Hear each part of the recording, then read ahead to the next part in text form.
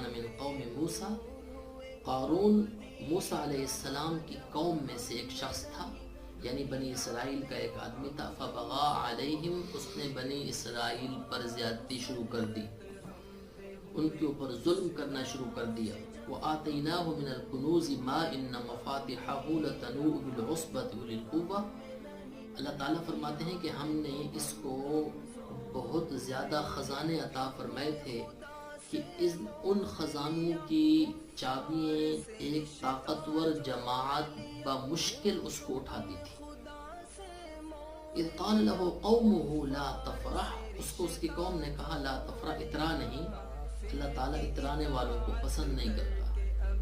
وابتغ فیما آتاک اللہ الدار الآخرۃ، اللہ تعالیٰ نے جو مال تجھ کو عطا کیا ہے اس مال کے ذریعے اپنا آخرت کا گھر بنا لے۔